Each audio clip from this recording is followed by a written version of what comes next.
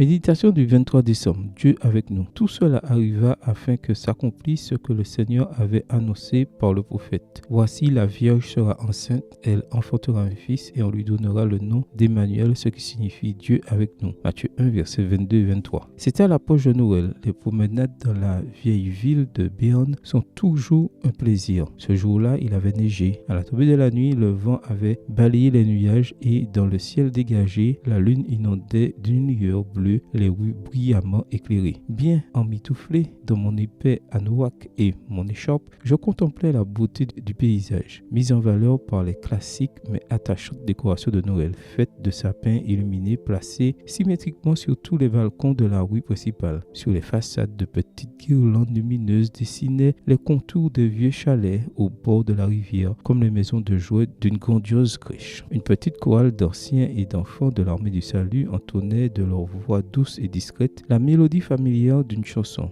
Douce nuit, sainte nuit, dans les cieux l'astre luit, et une vague émotion s'empara de moi, brouillant presque mes yeux et dilatant mon cœur, comme j'aimais cette atmosphère de Noël. Quel étrange plaisir de jouir de la paix de cette nuit, sachant que l'amour de mes proches m'entourait comme un bouclier protecteur dans ce petit coin de paradis suisse, au milieu d'un monde en proie aux ténèbres. Alors que je m'extasiais sur la magie du moment, le bruit d'un corps qui tombe dans l'escalier en bas de la rue me sortit de ma rêverie. Un homme s'était effondré et gisait dans la neige, tout près du pont qui enjambe la Haron. Soudain, toute la scène m'a semblé très froide, triste et lugubre. Alors que je pressais le pas pour m'approcher de l'homme tombé, une autre ombre m'a précédé et s'est agenouillée près de lui. Lorsque je l'ai atteint, j'ai découvert que le froid n'avait pas fini son travail sur l'homme tombé qui respirait encore bruyamment. Il était évident qu'un excès d'alcool l'avait frappé là, au milieu de la rue. Pendant que la chorale de l'armée du salut continuait à chanter des cantiques, inconsciente de cette tragédie, cet homme sombrait dans l'inconscience, victime des pièges de la solitude et du vin, tentant sans doute d'échapper aux fantômes de ses souvenirs. Les lumières, les sapins, les étoiles, les chansons, tout avait disparu pour moi aussi. Et je n'avais Dieu que pour voir le dos du sauveteur plein d'abnégation penché sous cette forme humaine, essayant de ranimer le reste de vie qui habitait encore le corps du vieil homme déchu. J'ai alors soudain réalisé que c'était là